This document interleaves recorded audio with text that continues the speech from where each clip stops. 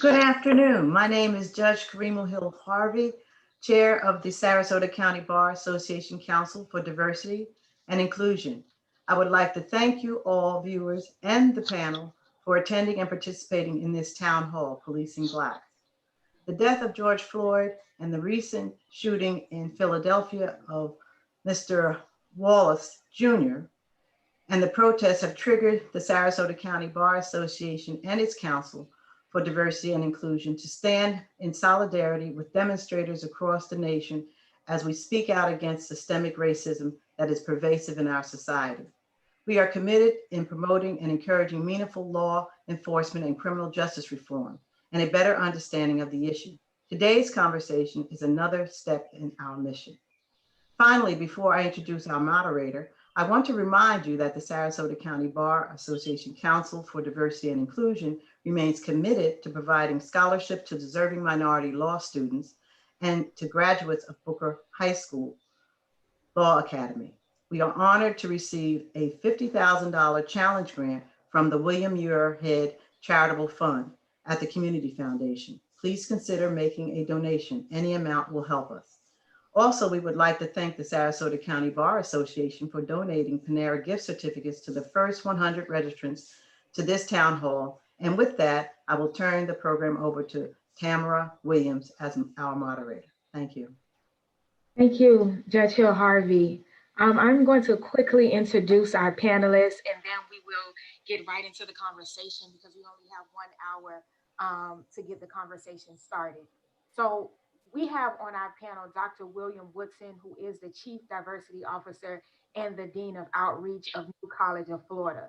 We also have Professor Brennan Berry, who is a professor at the Western Michigan Cooley Law School, as well as Mr. Stanley Daughtry, our third panelist, who is the chair of the Citizen Advisory Board of the Sarasota Police Department.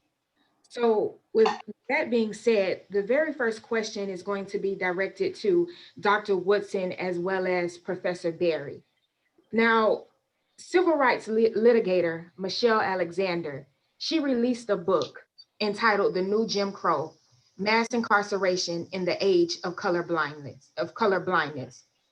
In the book, Alexander discusses the rebirth of a caste system in the US that resulted in millions of African Americans being locked behind bars, then relegated to a permanent second-class status, which is convicted felons. When we look at all levels of the legal system, who to arrest, what to charge, and the length of sentence, many assert systemic injustice, but this has been dismissed by the courts due to a lack of overt intent to discriminate. What, if anything, can be done to ensure a non-discriminatory criminal justice system? Well, Ms. Williams, thanks very much. It's a pleasure to be here with you today. And I think I'd say, first of all, that it's been, I think, a bit of a myth to look at intent as being the sole determinant of impact and need to respond. We have to look at the outcomes. We have to look at what's actually transpired. And when we look at the number of the overrepresentation of Blacks in arrest records, in our jails, and in prison, clearly the evidence is undisputable that we have a real problem, and it's a problem that comes out of a racialized history that starts with Blacks being 3/5 of a person in our Constitution, and then continues through the Black codes and Jim Crow laws and redlining into what we see today. And we still see, in terms of deaths in police custody, in terms of incarceration rates, the impact is clear. So I think first we have to get comfortable with the facts that the system continues today to produce a highly racialized outcome. And once we settle on those sets of facts, that we then look at the underlying causes, and it's everything from lack of access to education, healthcare, being trapped in neighborhoods that don't have the same level of services, that are over-policed, and we dig into those root causes and we attack them one by one. It's not going to be a singular solution. It's not going to be just law enforcement that requires reform. It does. It's not just our educational system that requires reform. It does as well. It's not just our healthcare system. It's not just how access to financial resources. All of these systems need to be systemically engaged and reformed to get to an equitable outcome that we're all aspiring to.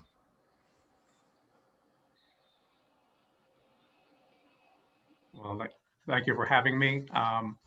And I certainly obviously agree with everything that was just said. I wanted to just add, when I saw the topic we were going to be discussing today, I thought this discussion probably wouldn't really be complete without noting the state of the federal judiciary as well. And I'm sorry to say it's not a happy state of affairs. That's one reason why I think that activism at the state level and the local level right now is critical, because the federal judiciary has taken a turn, I think, as probably everybody knows, with the appointment now of Judge Amy Coney Barrett, the U.S. Supreme Court, is 6-3. And I wanted to talk for a minute about the attitude of the types of judges right, that now populate the federal judiciary in cases like this. It may seem odd to cite this case when we're talking about policing, but the Supreme Court decided in 2013 a case called Shelby County, which was a voting case, a voting rights case, where the Supreme Court struck down a provision of the Voting Rights Act that required pre-clearance for certain jurisdictions before they changed their voting laws. Why I cite that case is that Chief Justice Roberts in that case, writing for the court, the majority, seemed to indicate that he thought, and again, this is a very problematic thinking, right, that infects the federal judiciary, that racism was a thing of the past. That was his attitude. He said, well, we don't really need pre-clearance for voting. He used language like, the federal laws that try to protect minority voting are directed towards eradicated practices that no longer exist, disparities, he said, that no longer exist. And we have to keep in mind that was a court that was 5-4. Now the court is 6-3. And President Trump has also appointed 200 other federal judges to lower courts.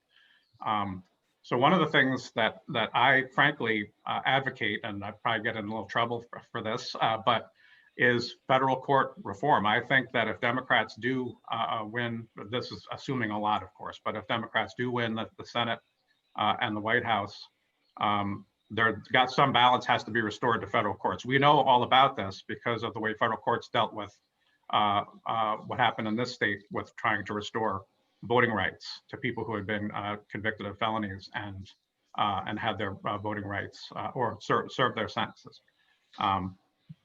So I just wanted to add that, and unfortunately, this Supreme Court, I think that when it comes to any issues around race or ethnicity, their number one priority is to undo public affirmative action programs. You can bet that that's on their agenda. So they're heading in the opposite direction of where we would like to see courts heading. Professor Barry, I want to stay right there for really quickly. There was another case by the name of McCleskey versus Kemp, and that's a famous Supreme Court case where a Black man was convicted of killing a white officer and he was sentenced to death. In that case, McCleskey argued that a study proved that the imposition of the death penalty depended on the race of the victim and the accused. The study found that Black defendants who killed white victims are the most likely to receive death sentences. The court ruled there was no constitutional violation because McCleskey could not prove purposeful discrimination. Ultimately, this showed the world that racial bias, it would be tolerated. So moving forward, how can we overcome this?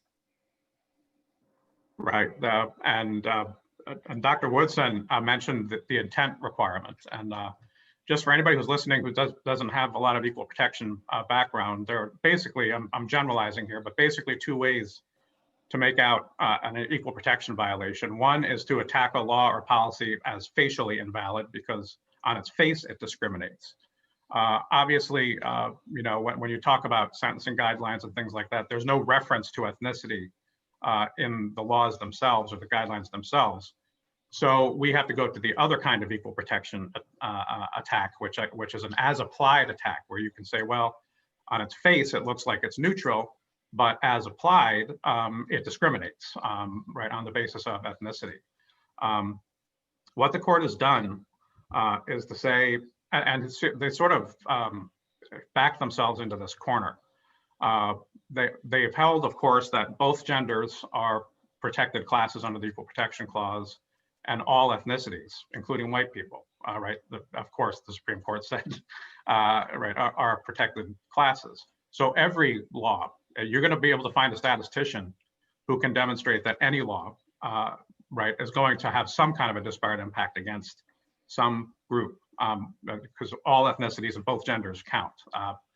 So because of that, in a case called Washington versus Davis, the Supreme Court said, which actually had to do with police and ethnicity, that in that case, applicants for the police department had to take a test, which the plaintiffs there were able to show had disproportionate impact on excluding Black people from police departments. And the court said, well, we're not going to do anything about that unless you can show that the disparity is intentional, purposeful. And when they say intent, they mean something akin to specific intent, right? Not negligence or something like that. So things have gone haywire. The way it really should work, in my opinion, and the arguments that I think that lawyers should be making would be that once some kind of suspicion is established because of the disparate impact, the burden shouldn't be on the plaintiff anymore. Right, if there's a disparate impact, that's sufficient to just raise suspicion. The burden needs to shift then over to the government to demonstrate that bias did not play any role in whatever, right, the policy is, or the law is, or the way a law is being applied is. I would just make one more point about this. The requirement of a showing of intent to discriminate is not consistent with everything we are learning about implicit bias. Right, a lot of bias is not conscious, and so you know, to say that well, we're only going to undo a public policy if there's purposeful discrimination is to completely ignore that entire issue. So again, right now, I would, you know, I would say you have better chance of making arguments like that in state courts, but we can hope for some federal court reform, as I mentioned earlier. I want to talk a little bit also about the school to prison pipeline. Now, for Mr. Daughtry and Dr. Woodson, the school to prison pipeline, it is a set of policies and procedures that drive school children into a pathway that begins in schools and ends in the criminal justice system. This pipeline particularly affects students with disabilities and racial minorities at a higher rate than whites. What are your thoughts on the school to prison pipeline, and how can the school to prison pipeline be disrupted?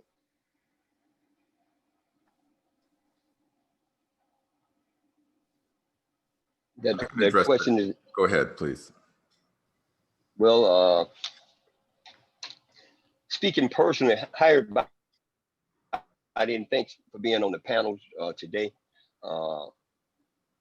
Speaking on a personal level, I mean, unlike a lot of you here today, you know, I have been on both sides of the law.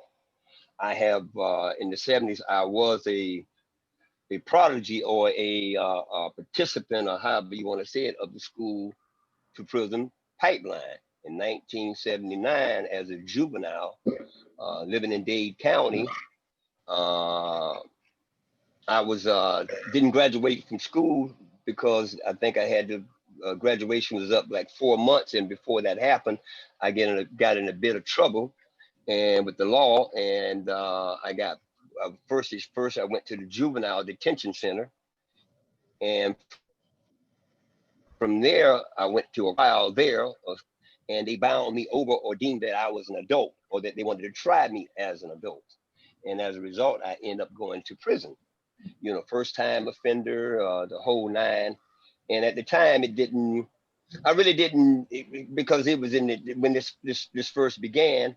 I just thought, this is the way the system was, and but years passed, and looking at how society has changed, and things are coming to the light, or people are willing to admit certain things and certain prejudice and a lot of injustices. I realized that now that I was a prodigy of that.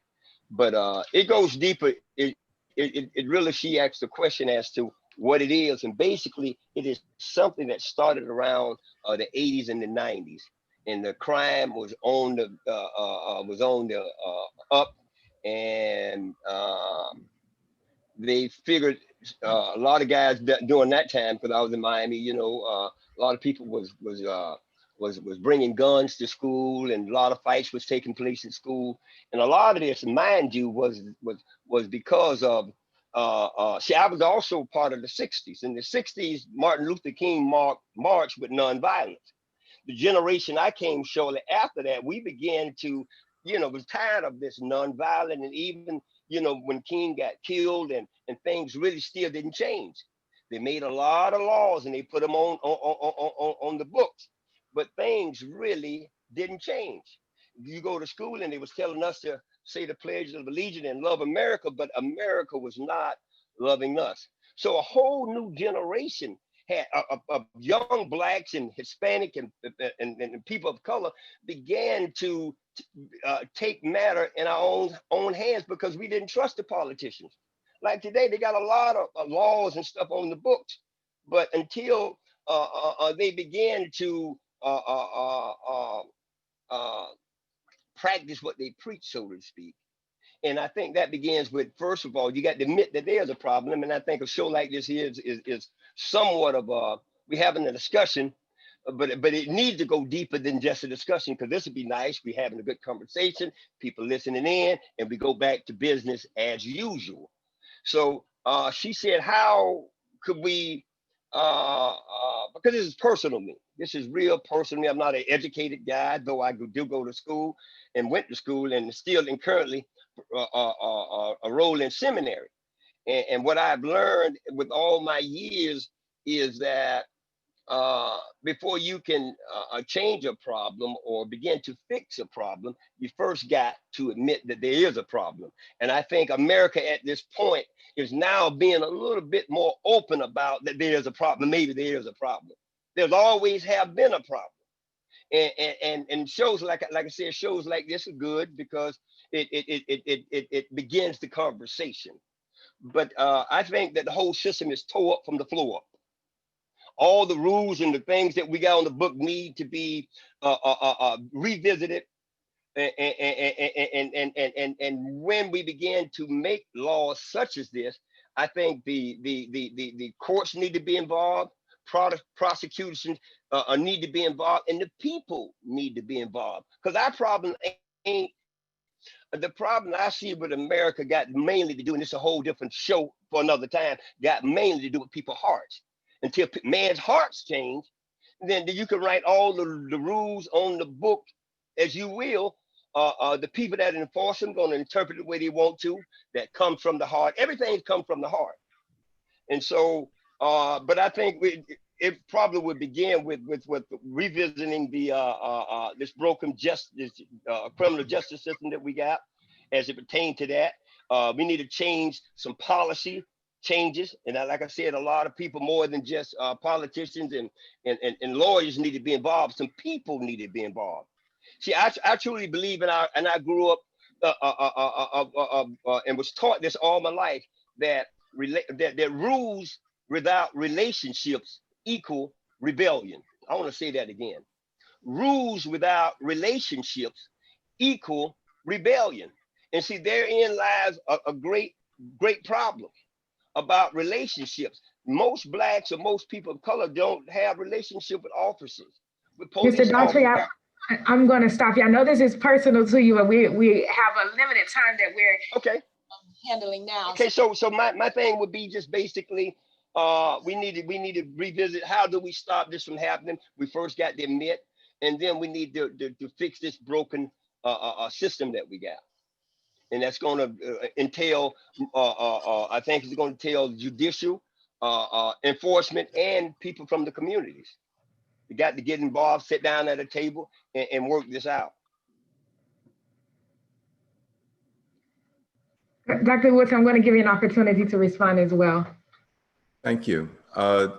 Absolutely. I think that the playground to prison pipeline is an example of where you have just a perfect storm of both, policies and laws that work against us, but also practice, which means, the judgments that people are making.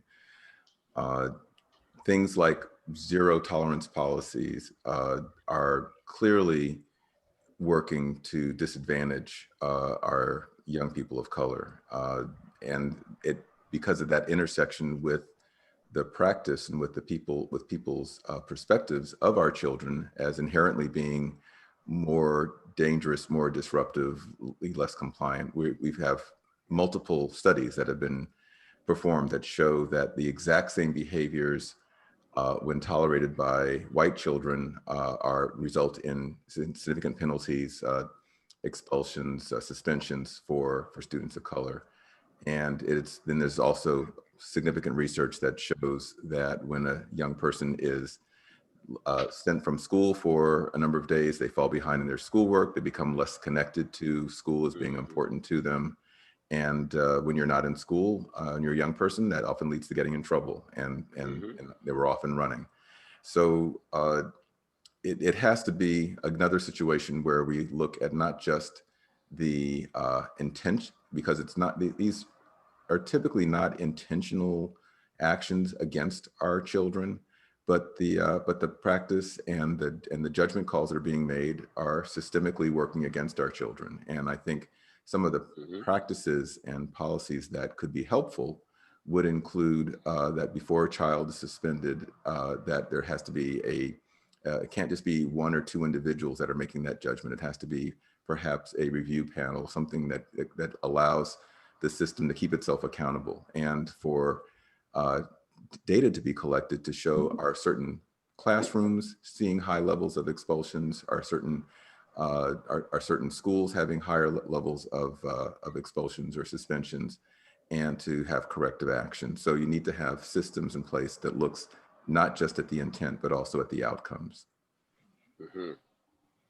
Now, Mr. Daughtry, I know that the school to prison pipeline is something that you have personally experienced, right? But so I want to get your opinion on, do you think that officers should be allowed to intervene when a child is misbehaving, or is this an issue for school administration to handle? And also, before we place officers in schools, particularly in predominantly Black schools, what specific training should officers receive? Okay, that's pretty good question. Well, I feel like it depends on the nature of the offense that has been taking place. But I do feel that that should be a last result, to have an officer to come in, unless the situation has got so out of hand until he need to come in, because like was said previously, a lot of problems can be solved on a somebody to come into a situation to de-escalate, somebody who's well trained into what can I say, the children of color, the Black kids, because see, there's a racial, it's a difference between how Blacks are raised and whites are raised. See, I can be with a guy, a bunch of Black guys, and they talk and certain mannerism and certain street lingo and certain behaviors they have, I would understand. Somebody else who don't know blacks like I do probably would see that as a threat or this or that. So I think that definitely a lot of training should be done, because it's just officer, and most blacks guys that I always see, guys, could be guys or girls, we don't view police as our friend. And it's because of history and because of the things that happen. So when you bring a police officer into a small situation, once they see that officer there, they're gonna go on a fence, and so I think that they shouldn't be bought in. I think that they should be well trained, uh, uh, uh, uh, especially trained as to how to de-escalate, and definitely, like I said earlier, everything depends on relationships. Mhm. If you bring, if the officer have a better relationships with a person, and anybody I got a relationship, I react different, because the Okay. All right. I think we lost him. my phone went ringing. Yeah, my phone was ringing, so I apologize. Okay, Mr. Dawkins, I just want to make sure, does that conclude your response? Yeah, pretty much. You asked about should an officer should be brought in. I answered that. They should. They shouldn't be the first line of defense, a line of confrontation. I think that the schools, one of the worst things, one of the things that they did in schools, that they brought SRO officers into the school for one reason, and I think that kind of backfired on them in a large degree. It turned our schools into what the streets look like. When I started school, there was no officers in school, and whatever happened during school, the principal and the staff there was able to handle it and de-escalate it and this and that. But when the officers showed up in schools, I think that made it seem like the schools were police, and in a certain instance they were, because if you look at statistics, says that anytime there's more than 50% black at a school, you got an SRO officer there. And when it's less, you don't see them. You got schools that don't have any officers. So it's something. It's a problem, and that we all gonna have to like sit down and really, really rewrite and really look at this and readdress this and be honest about it and make some changes. But I'm excited that changes can be made, and I'm excited about the conversation that we're having. Thank you. Now, Dr. Woodson, this next question is for you. And Professor Berry, please, if you want to respond, you absolutely can. Looking particularly at the issue of mass incarceration, we know that refers to the unique way that the U.S. has imprisoned a vast majority of its population in federal and in state prisons. What role does the legacy of slavery, segregation, Jim Crow, and racism play in our policies of mass incarceration? And what is the impact of mass incarceration on communities of color? So if we look at the history, and you have a real pivotal moment, even beyond, of course, the legacy of slavery and its impact, is really have to look at what happened following the end of the Civil War and Reconstruction, where you saw that this population is now freed, and their freedom, their agency was frankly a deep terror to the people of the South, many of whom saw that the only way to tolerate having Blacks among their population was to have them under control as slaves. And so the notion of them being freed was deeply troubling. And with the death of Lincoln and Andrew Johnson's ascendancy to the presidency, and his being a Southerner and very sensitive to those concerns, they quickly pivoted to the fact that incarceration or enslavement was illegal, except in the case of someone who was a criminal. And so the system has operated from that time, frankly, until today, to criminalize a lot of behaviors that, or a lot of outcomes where there was discretion in the charges. Everything from we recently in Minnesota saw spitting and lurking laws, laws against spitting on the sidewalk that were frankly put into place because there was a sense that, well, that we can criminalize this behavior. Black people do that. We'll take care of that. We can see in how marijuana usage, which is now legal in some areas, maybe for medicinal purposes, but in the 70s and 80s, there's this clearly bifurcated enforcement strategy where you would never see widespread drug raids on our top 50 college campuses. But yet you see in poor Black communities, they're going through and saying, oh, we see a marijuana joint. You have a small personal possession amounts of marijuana. We're putting you in jail because we're being tough on crime. And that criminalization of common behaviors, everything from a broken taillight. You would never see a person in an upper income neighborhood in a expensive car being stopped for a broken taillight, or not, but in lower income neighborhoods, that becomes a way to bring that population under the social control of the criminal justice system. And today we have even people in police leadership roles who don't seem to be aware of that legacy. And so those legacies continue on until there's purposeful efforts to reverse them. So once again, it becomes a matter of first acknowledging the problem, acknowledging that history, and then making a commitment to not just not supporting their continuance, but actively working to reverse their impact. And so I think it's incumbent upon every police officer, every police leader to understand that when you're engaging with a person of color in the street, that there's this context, there's this contextual history that has led to a distrust of policing, that has led to suspicion that can make those, what should be routine interactions more difficult. And that can lead to situations being escalated. We pay attention, we get the national eye is drawn to deaths in police custody, but they don't typically have the same level of visibility to resisting arrest or a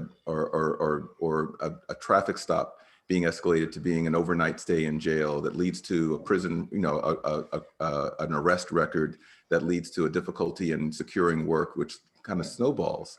And so we have to really be intentional to understand that history of differentiated impact, and that we commit at all levels of policing and at all levels in our society to reverse that history.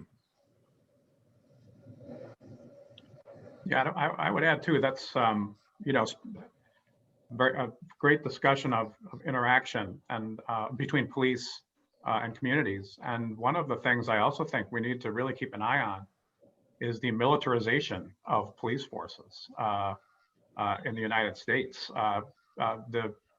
The Department of Defense has gotten into a very bad habit of, when it has surplus military equipment, of sending it off to local police departments who are all too happy to take that equipment. And it fosters an attitude of, when I say militarization, I mean a mindset as well of, right, as a police officer, I'm going out there and fighting the enemy rather than going out there to serve the community. And so that's just one other thing I wanted to add, that if people are looking for more specific issues to advocate, that's one that has really gotten my notice, is the militarization of police forces. Now, we have all seen and heard about countless officers using excessive force against African Americans at an alarming rate. And many believe that there has to be a better way, right, when it comes to policing Blacks. How can we safely, how can we safely demilitarize the police and address the issue of excessive force against Blacks?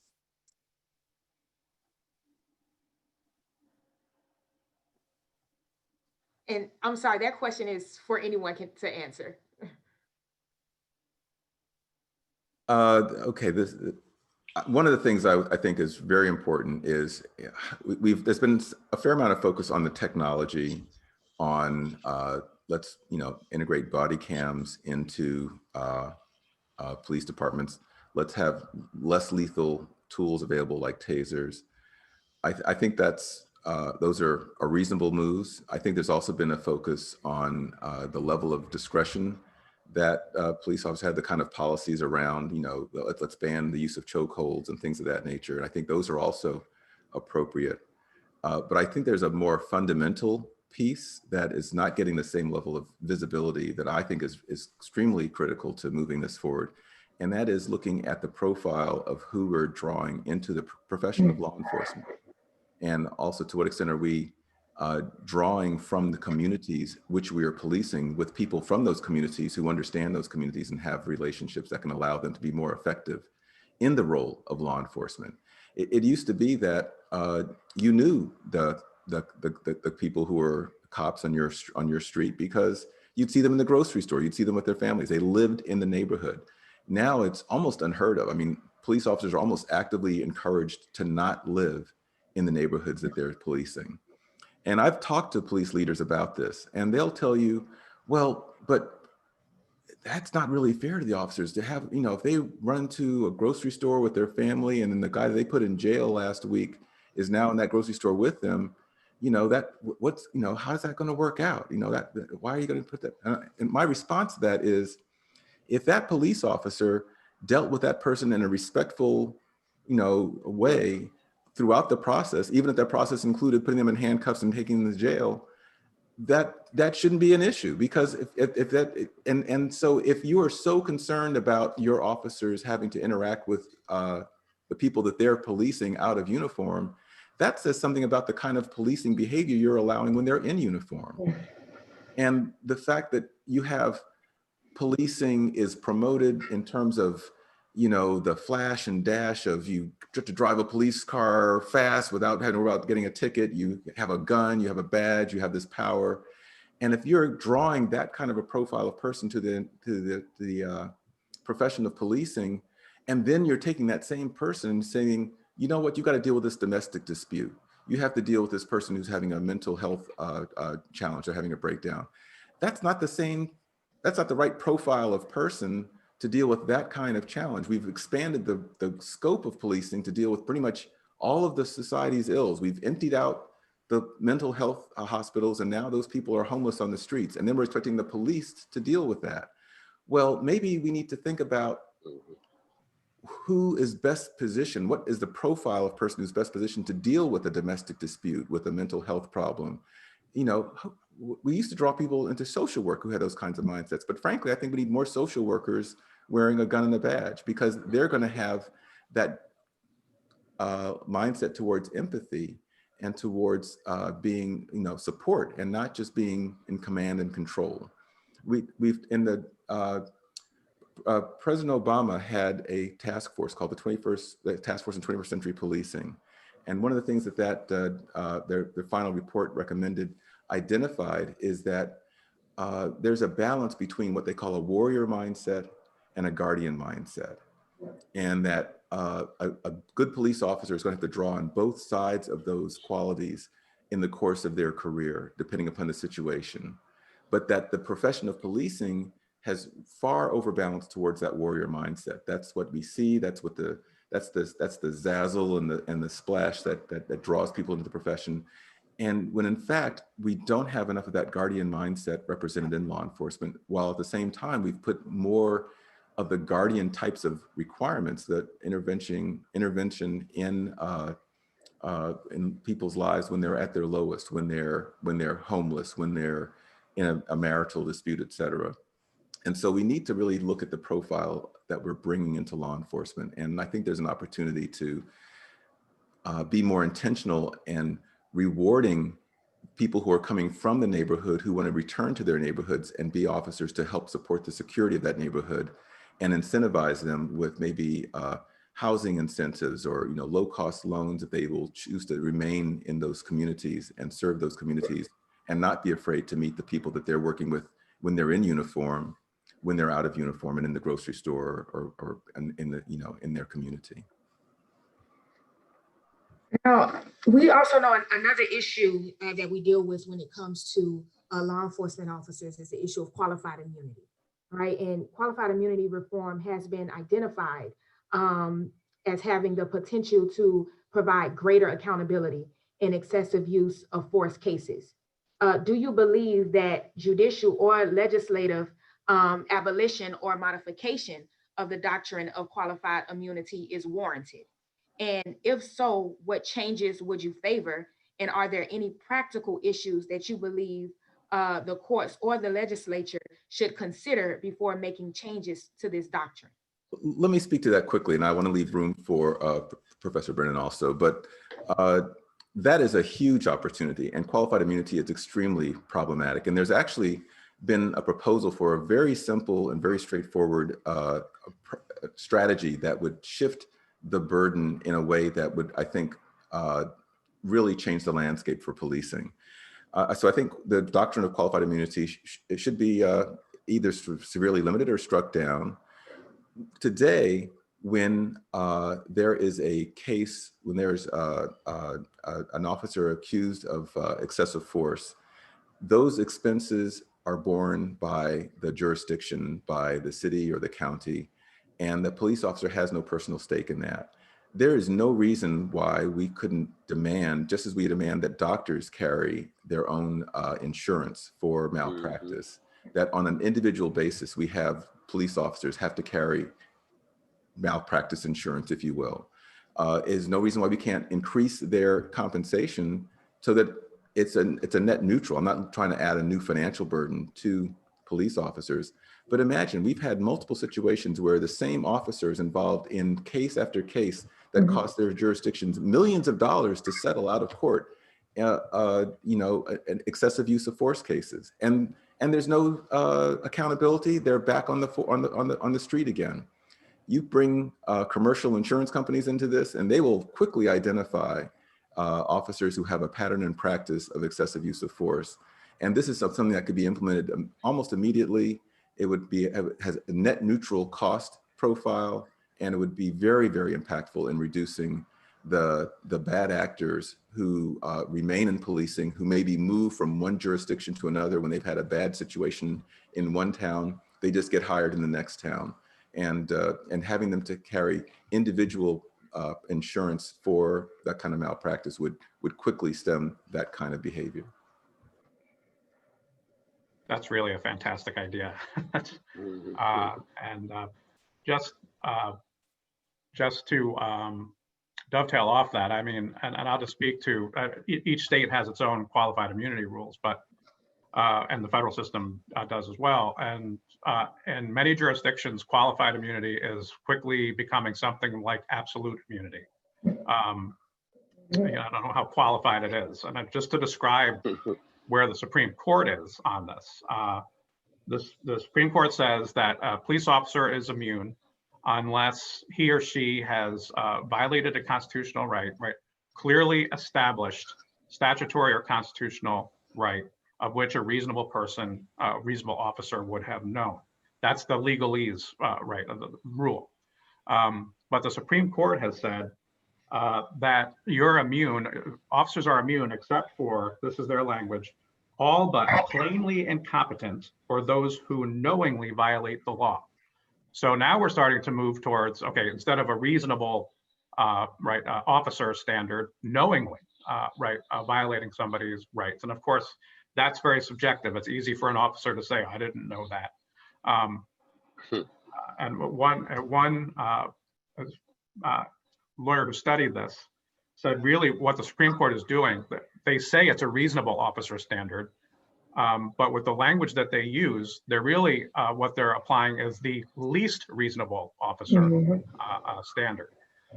And so, yes, this is another area that cries out. That's not much accountability going on there, for wayward officers who are abusing people's rights. And we're seeing,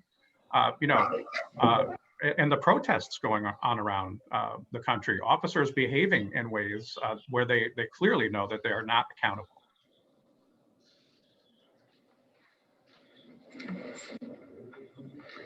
Now, I want to move to the issue of body cams. That's a hot topic. And there has been a lot of this discussion about law enforcement officers wearing body cameras on a federal, on a state, and also on a local level. And looking particularly at the local level, the Sarasota County Sheriff's Office, they believe that it is best to hire more deputies instead of investing in body cameras. And the Florida statute, it even gives law enforcement agencies the discretion to wear them or to not wear them. Considering the concerns of the people, should law enforcement agencies have that discretion? And is there any legitimate privacy concerns when it comes to law enforcement officers wearing body cameras while they are in the line of duty? I guess I hadn't spoken in a while, and I'll just speak to that because that's one of the things that that we have uh,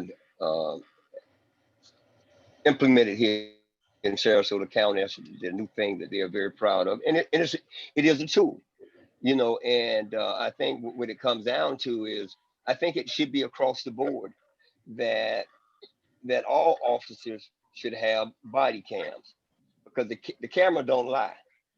And a lot of issues, a lot of cases, it's the officer's word versus the other man's word, or who or it's always, you know, when you go to court, it's like justice is blind, who's telling the truth. And I think that would be a great tool that would settle a lot of disputes. It would also adjust things that you do. See, I would act differently if I know that a camera was following me around all day long. My attitude, the way I police. I watch that show Cops, and when the camera's in the officer's car, when you know on the show, they act differently. And so those cameras would definitely be a great tool, and I think that it should be a tool that that all agencies should want because it'll settle a lot of disputes, a lot of like all the riots and things that we're having now. You know, it was a camera that told the story to some degree. But there's also cases where the camera was there. You can clearly see that the officer was in the wrong or the other person was in the wrong. And when you go to court, you know, the system part you know, you got clear and cut evidence, and yet they'll go against that. So, but it would be a good tool. And I think that to hire more police officers to police is not the answer. It never has been the answer. I think relationships, I'm big on relationships. I think relationships also that we got, if we, you know, go back to like Dr. Williams said, community policing, you know, getting to know them, that I think that would go a long ways. And but yes, they're a great tool. They're a great tool. So I'd like to add on to that. I think that there's great potential in body cams to be useful. I think they're not a panacea. There's a lot of things that can go south or that have to be managed in order for it to really realize the promise of body cams. One of the most notable high-profile deaths of a citizen in police custody was Justine Damon up in Minneapolis. Well, guess what? Minneapolis had invested in body cams. Both of the officers involved had body cams. Neither of the officers had their body cams turned on because that hadn't been the policy. The policy, and the officers, by the way, were operating within policy, but the policy did not specify at what point the body cams had to be turned on. So then it's like, oh, I guess we actually have to tell them to turn them on at a certain point, or otherwise we're not going to get the value of that. So that's a kind of an issue. There's a couple of more issues to be aware of. And these are not issues that are not insurmountable, but they need to be thought through. But one of them is that who gets to use that camera footage? At what point does the officer who recorded the footage get a chance to review it? There's a long history, and not to throw good police officers under the bus, but there's a long history of police officers writing the report to fit the facts that can be verified in a way that supports whatever actions that they did. If they have access to that video footage, it allows them to tailor their story so that when they write the report, it shows up as, oh yeah, I was just justified. And see, it all fits with the facts. The other side, the other party, the citizen's not going to have access to that same footage in that same time frame. So you have to have restrictions against what's the timetable from which they write their report versus when they can see the video footage. A third issue is privacy. Do you want a police officer who knocks on your door at 2 in the morning and you're answering the door in your underwear? And do you want that video footage to be available to the world? You know, at what point is the video footage publicly accessible versus accessible to the people involved in that footage versus it's not accessible and people's privacy is protected?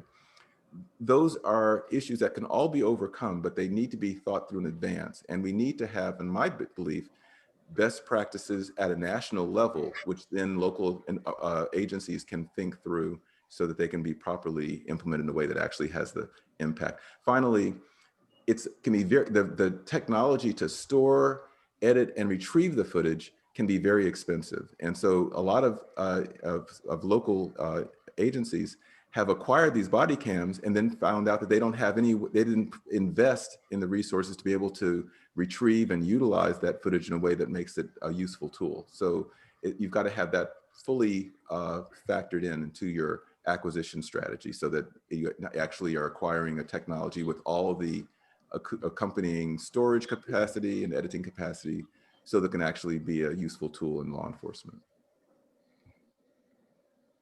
And we're about to wrap up here in a little bit, but there's a final question for all of the panelists. Now, for those community members who want to have influence over how policing is done in their community, what are their options?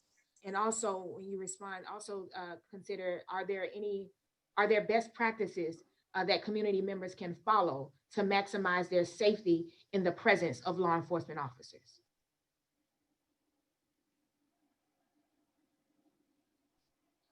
I can jump in on that briefly. I don't want to take up too much time, but it's extremely important that citizens are involved and that they understand how that they influence. The number one reason, in my opinion, that we see such a disconnect and lack of trust, which is very damaging to the police ability to fulfill their mission, is this sense that we don't have any influence or control over how we're being policed. Whereas, as I mentioned before, the notion of policing originated in that the police are an authorized expression of the community's desire for safety, and that policing should reflect the community's desires.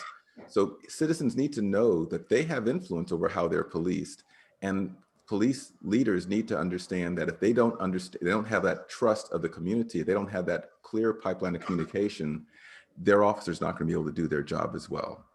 And I think one of the main values that policing can bring that help to underscore their trustworthiness is to be involved in conversations in town halls, conversations not unlike this one with police involvement, where they are explaining to the community what are policing practices, if you are not satisfied with your policing, how do you file a complaint?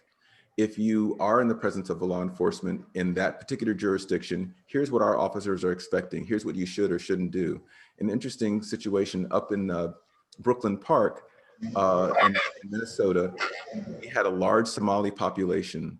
And in Somalia and in many parts of the world, when you're pulled over by a police officer, you're supposed to step out of your car and go to the police officer because the police officer is the higher level person and you as a citizen should be, making it convenient for them. Well, in America, the police want you to stay in your car until they approach you. And this is a real issue because if, they're pulling over these new immigrants, they're popping out of their car and coming to the police officer, and that's freaking the police officers out, making it a less safe situation.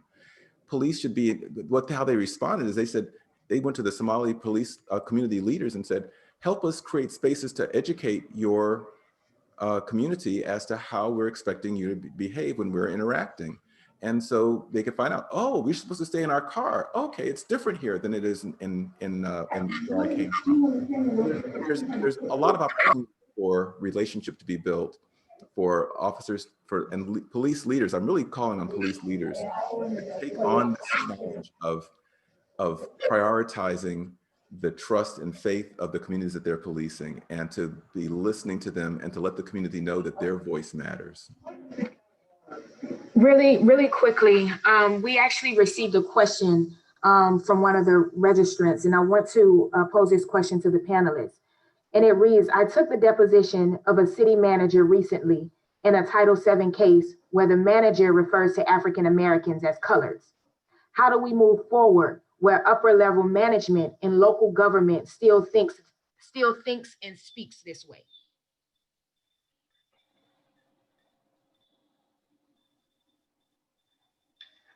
Given the season, I'd say vote. Mhm. It does start from the top and goes down, doesn't it, in terms of what's acceptable, not acceptable. I have to agree with that. People need to be involved. People need to clarify what are their expectations with political leadership. And yeah, voting is a great way to start, but it doesn't end there. I have told, in every community that I've lived in, I moved around a fair amount, I tell people, if you have a concern about policing, you should march up on your local precinct, ask to speak to the precinct captain. The doors are open. You're allowed to go in there and visit. And I said, if you're uncomfortable visiting, and I've talked to people who are not comfortable going to police voluntarily, I said, I will go with you. And let the police officer, and let the police leader, let that precinct captain, the chief of police, the county sheriff, let them know, what are your concerns? What are your expectations? If you're not sure how to keep yourself safe in the presence of police or how to keep your children safe, ask them, what should I be doing to make sure that what should I be telling my son or daughter so they come home safely? And if that's your top concern, let the police leaders know that that's your concern and that you're expecting them to be responsive to you.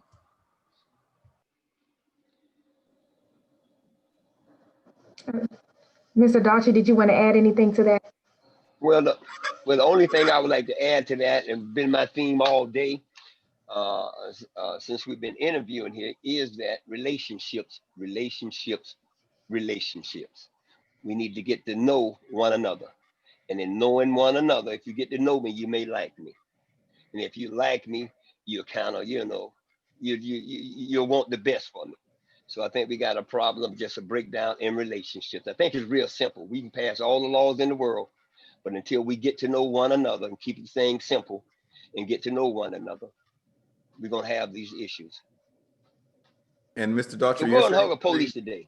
You're saying something in a very different way than I'm saying it, but it's absolutely aligned. Right, exactly. It's the same message. Exactly, Same exactly. message. Exactly. And I need to get your number.